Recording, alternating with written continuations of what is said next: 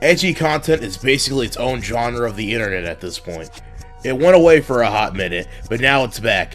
Through X and Instagram and see what I'm talking about.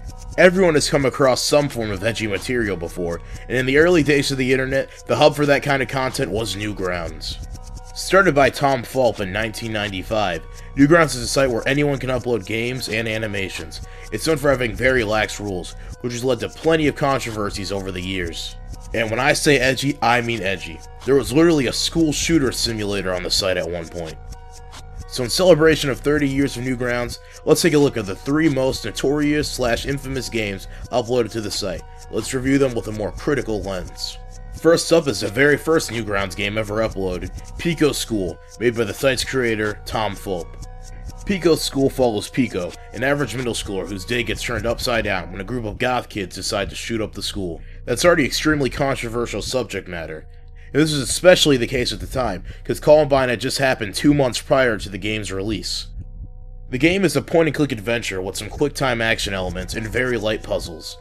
The gameplay consists of exploring the school and taking down the goth kids to gather items to progress. Surprisingly, playing it wasn't as bad an experience as I expected it to be.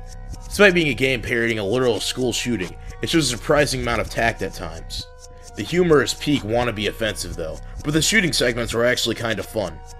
Pico School is also very short. You can beat it in about under 4 minutes if you know what you're doing.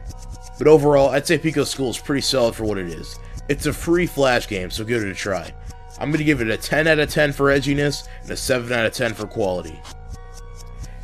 Speaking of Pico, there was also a sequel made called Pico vs. the Uberkids. This one is nothing like the first.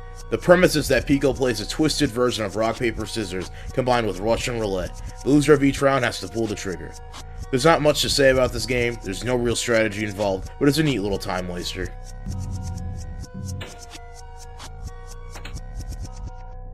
Next up is Orange Roulette, a game that's had a small resurgence as of late. You play as a nameless orange held captive in prison. The only way out? Win a game of Russian roulette against the other prisoners. The last orange standing gets to go home. This one is a lot more about the atmosphere and experience in the gameplay. The surprising level of detail. Your character flinches when pulling the trigger, and when you win, there's no celebration, no music, no fanfare, just an empty, guilty look, like you wish you had been you instead. And the ending?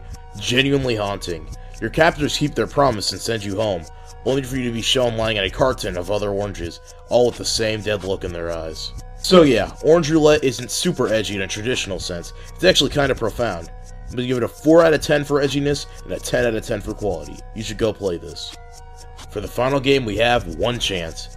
This one's different from the others, it's entirely story focused with the gameplay that mostly consists of making choices. You play as John Pilgrim, a scientist and family man who has just discovered a cure for cancer.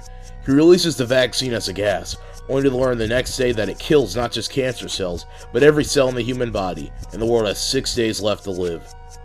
It's called One Chance because whatever outcome you get, you're stuck with it. You can't replay the game. You either spend your last days trying to find a real cure, or be with your loved ones. The game has lots of endings based on your choices. Yes, it leans into the sadness a bit too hard at times, with bad things happening just for emotional impact, but overall, it's a very good story. And looking back, some Flash games still hold up and are worth appreciating today. If you've never experienced these, I recommend giving them a shot. And that's all for today. And of course, visit Kraco.net.